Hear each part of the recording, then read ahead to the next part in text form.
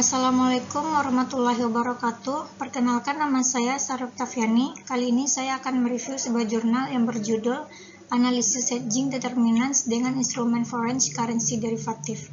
Penulis jurnal yaitu Kodriyah, Nike Yusnita Mahardini, dan Rosnia. Hedging adalah suatu tindakan yang dapat digunakan perusahaan untuk minimalisir risiko bisnis, namun tetap dapat memperoleh laba dalam suatu transaksi bisnis. Hedging dengan instrumen derivatif adalah salah satu cara untuk minimalisir risiko tersebut.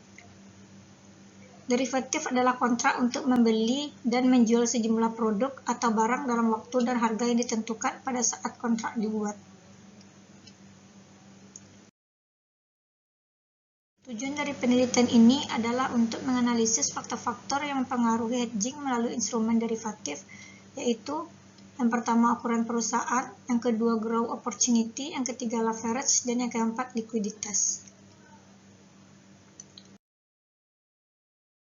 Objek penelitian dalam jurnal ini yaitu perusahaan manufaktur subsektor otomotif dan komponen yang terdapat di Bursa Efek Indonesia, yaitu sebanyak 12 perusahaan manufaktur, subsektor otomotif, dan komponen yang dijadikan populasi.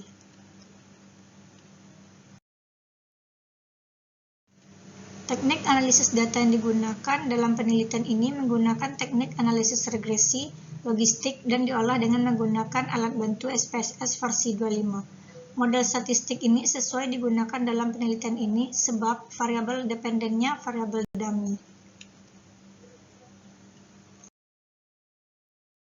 Hasil penelitiannya yaitu faktor pertama dari ukuran perusahaan berpengaruh signifikan terhadap hedging dengan instrumen derivatif.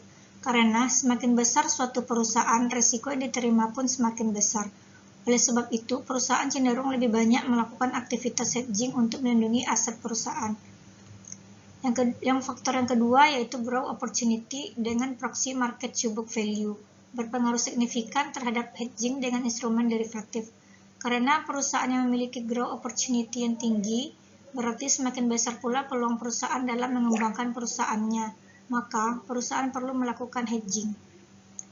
Faktor yang ketiga yaitu leverage dengan proxy debt to equity ratio berpengaruh signifikan terhadap hedging dengan instrumen derivatif. Karena penggunaan hutang yang lebih besar dibandingkan dengan kuantitas modal yang dimiliki akan menimbulkan masalah bagi perusahaan yang menggunakan mata uang asing, maka perusahaan perlu melakukan hedging. Faktor yang keempat yaitu likuiditas dengan proxy current ratio tidak berpengaruh signifikan terhadap hedging dengan instrumen derivatif, karena perusahaan yang liquid memiliki cadangan dana yang cukup untuk menghadapi risiko-risiko yang mungkin terjadi, sehingga tidak membutuhkan hedging. Kesimpulan harus dituliskan dengan jelas dan membuat bagaimana tujuan itu dapat tercapai. Demikian dapat saya sampaikan pada review jurnal kali ini. Semoga bermanfaat bagi teman-teman semua. Assalamualaikum warahmatullahi wabarakatuh.